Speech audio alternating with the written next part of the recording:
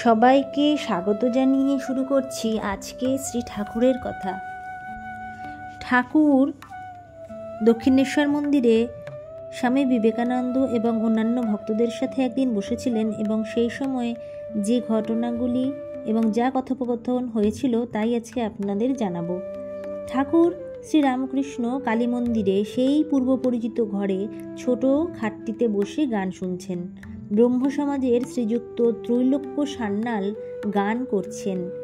আজ রবিবার 20শে ফাল্গুন শুক্লা পঞ্চমী তিথি 1290 সাল, আর ইংরেজিতে 2রা মার্চ 1884 খ্রিস্টাব্দ। মেঝেতে ভক্তেরা বসে আছেন এবং গান শুনছেন। নরেন্দ্র, সুরেন্দ্র মানে হলো সুরেন্দ্র মিত্র, মাস্টার, ত্রৈলোক্য প্রভৃতি অনেকে বসে আছেন। শ্রীযুক্ত নরেন্দ্রের পিতা বড় আদালতে উকিল ছিলেন।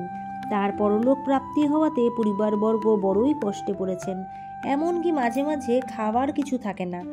নরেন্দ্র এই সকল ভাবনায় অতি কষ্টে আছেন। ঠাকুরের শরীর হাত ভাঙা অবধি এখনো ভালো হয়নি। হাতে অনেক দিন বার দিয়ে রাখা হয়েছিল। তখন সবাই বসে আছেন। ত্রৈলোক্য মায়ের গান গাইছেন। গানে বলছেন, মা তোমার কোলে নিয়ে অঞ্চলে ঢেকে আমায় বুকে করে রাখ, তোর কোলে লুকিয়ে থাকি, চেয়ে মুখের পানে মা মা বলে ডাকি, ডুবে চিদানন্দ রসে মহাযোগ নিদ্রা বসে, দেখি রূপ অনিমেষে নয়নে নয়নে রাখি, দেখে শুনে ভয় করে প্রাণ কেঁদে ওঠে ডরে, রাখ আমায় বুকে ধরে স্নেহে অঞ্চলে ঢাকি মা। ঠাকুর শুনিতে শুনিতে প্রেমাশ্রু বিসর্জন করছেন। মানে ঠাকুর প্রেমের অশ্রু, মানে ভালোবেসে মাকে এত আনন্দিত হয়েছেন যে মায়ের এই গান, তাই জন্য ঠাকুরের চোখ থেকে অনর্গল জল পড়ছে আর বলছেন, আহা কি ভাব। ত্রৈলোক্য আবার গাইছেন। এবার গাইছেন, যে গানটি গাইছেন তাকে বলা হয় লোফা। লজ্জা নিবারণ হরি আমার, দেখো দেখো হে যেন মনোবাঞ্ছা পূর্ণ হয়, ভকতের মান ওহে ভগবান, তুমি বিনা কে রাখবে আমার, তুমি প্রাণপতি প্রাণাধার, আমি চিরকৃত দাসে তোমার, দেখো দেখো দেখো হে। এরপরে বড় দশকোষী আর ছোট দশকোষী ঠাকুরের কিছু কথা, সেইগুলো গানের মাধ্যমে বলছেন। তারপরে যখন গান সমাপ্ত হলো, ঠাকুর এবার কথা বলতে শুরু করলেন। ঠাকুর ত্রৈলোক্য ও অন্যান্য ভক্তদের প্রতি বললেন, হরি সেব্য হরি সেবক, এই ভাবটি পূর্ণ জ্ঞানের লক্ষণ। মানে ঠাকুর কিন্তু বারবার এই একই কথা বলতেন। এখানেও বলেছেন যে প্রথমে নেতি নেতি করে হরি সত্য আর সব মিথ্যে বলে বোধ হয়, তারপরে সেই দেখে যে হরি এই সব হয়েছেন, ঈশ্বরী মায়া জীব জগৎ এই সব হয়েছেন, অনুলোম হয়ে তারপর বিলোম, এইটি পুরাণের মত। যারা কিছু যোগাভ্যাস করেন তারা অনুলোম বিলোম, এই যে যোগাসন, এই আসনটির কথা, এই ব্যায়ামটির কথা অনেকেই জানেন। সেইখান থেকেই এই যে অনুলোম বিলোম, এইগুলো কথা আগে থেকেই প্রচলিত। তাই যারা নতুন শুনেছি আমরা, তাদের কাছে এটা হয়তো একটা সামান্য যোগাসনের কথা বলে মনে হচ্ছে, কিন্তু দেখুন এর সাথেও কিন্তু ঈশ্বর মায়া জীব জগৎ এবং ঠাকুরের কথাও সমস্ত কিছু লুকিয়ে আছে আর এগুলোর মধ্যে মিশে আছে। এইটি পুরাণের মত, পুরাণেও এইসব কথা রয়েছে। যেমন একটি বেলের ভিতর শ্বাস বীজ আর খোলা আছে, খোলা বীজ ফেলে দিলে শ্বাসটুকু পাওয়া যায়, কিন্তু বেলটি কত ওজনে ছিল জানতে গেলে খোলা বীজ বাদ দিলে চলবে না।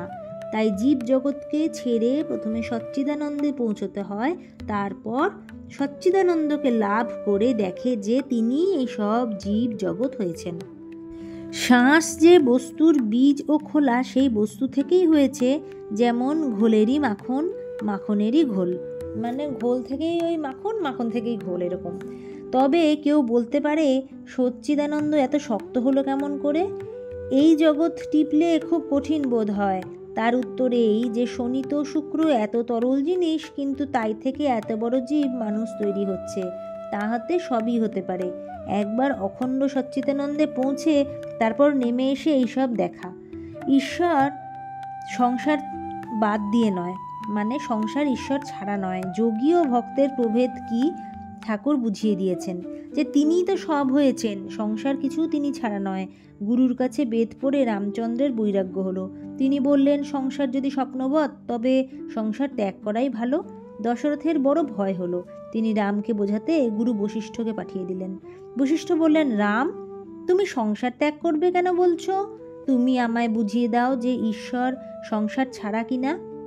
সংসার ঈশ্বর ছাড়া যদি বুঝিয়ে দিতে পারে রাম, তাহলে উনি অন্যরকম কথা বলতেন। যদি তুমি বুঝিয়ে দিতে পারো ঈশ্বর থেকে সংসার হয়নি, তাহলে তুমি ত্যাগ করতে পারো। রাম তখন চুপ করে রইলেন, কোনো উত্তর দিতে পারলেন না। সব তত্ত্ব শেষে আকাশ তত্ত্বে লয় হলো। মানে এইটার নিয়ম উনি বলছেন যে সব তত্ত্ব শেষে আকাশ তত্ত্বে লয় হয়।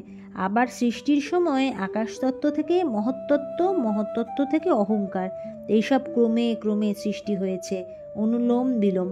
ভক্ত সবই লয়, ভক্ত অখণ্ড সচ্চিদানন্দকেও লয়, আবার জীবজগৎকেও লয়, মানে সবার মধ্যেই নিয়ে নেয় আর কি, সব কিছুর মধ্যেই নেয়। যোগীর পথ কিন্তু আলাদা। সে পরমাত্মাতে পৌঁছে আর ফেরে না, সেই পরমাত্মার সঙ্গে যোগ হয়ে যায়। একটুর ভিতরে যে ঈশ্বরকে দেখে তার নাম খণ্ডজ্ঞানী।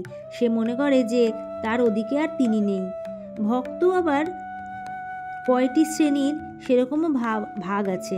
মানে আমরা যেমন ভাবছি ততটা সহজ নয়। আমরা কি আর ভাববো, ভক্ত মানে হয়তো যার একটু কম ভক্তি আর যার বেশি ভক্তি, কিন্তু তা নয়।